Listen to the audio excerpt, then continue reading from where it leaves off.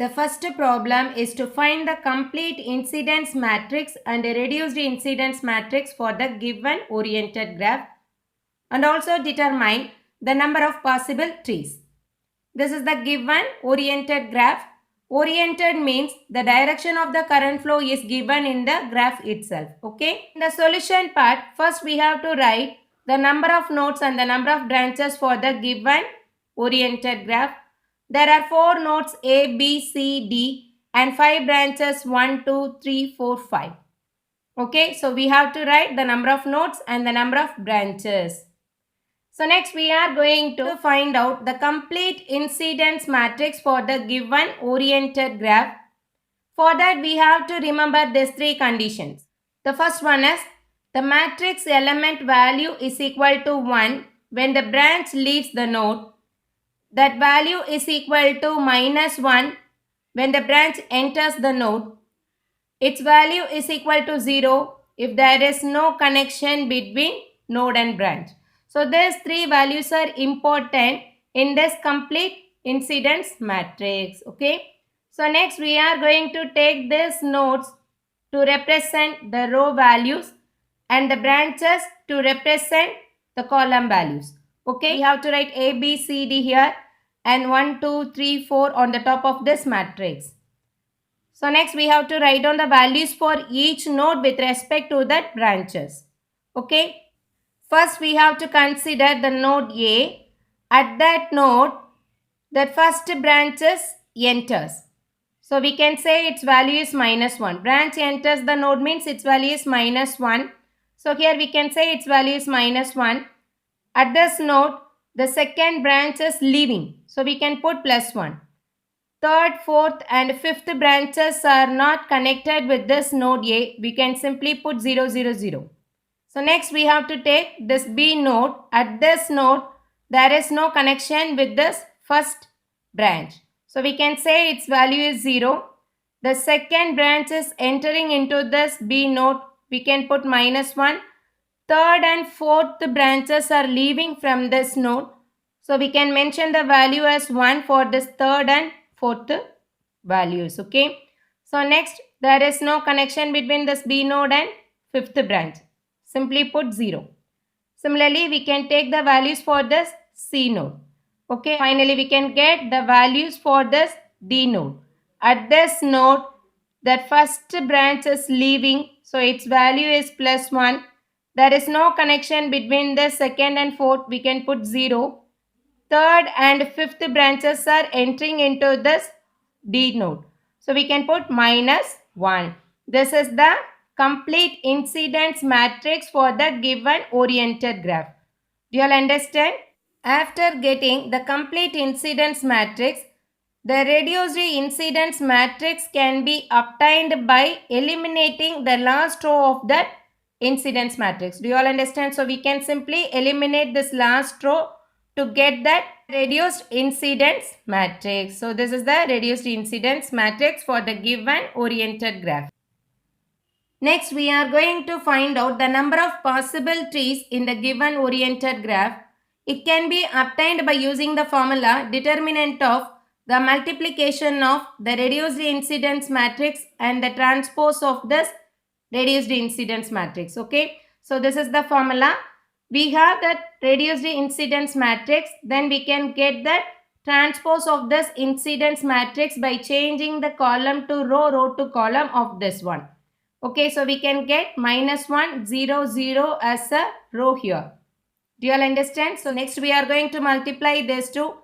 As we all know that the matrix multiplication, so we can take this row along with this column to make that first element here. So here it is -1, -1. So minus into minus +1, +1, +0, 0, 0. Correct? So next we have to take the same one for this second column. That is 0, 1 into -1, -1 +0, +0, +0. Then we can take this first row with this third column. We can get 0 + 0 + 0 + 0 + 0. Okay, similarly, we can take the second row and multiply the second row with this first column, second column, third column. We can get the second row. Then we can take third row here. Finally, we can obtain the value 2, minus 1, 0, minus 1, 3, minus 1, 0, minus 1, plus 2. Okay, this is the multiplication of this A matrix and its transpose. So after that, we have to get that number of possible trees by taking the determinant of this matrix. Okay, the determinant of this matrix can be obtained as we can take this value 2 and then cross multiply this 2. So we can get 2 into 6 minus 1 minus of the second value minus 1 multiplied with minus 1 into 2 is minus 2, then 0 into minus 1 0, plus the third one is 0. Then we can simplify the term, we can get the answer as 8. So the number of possible trees of the given oriented graph is equal to 8.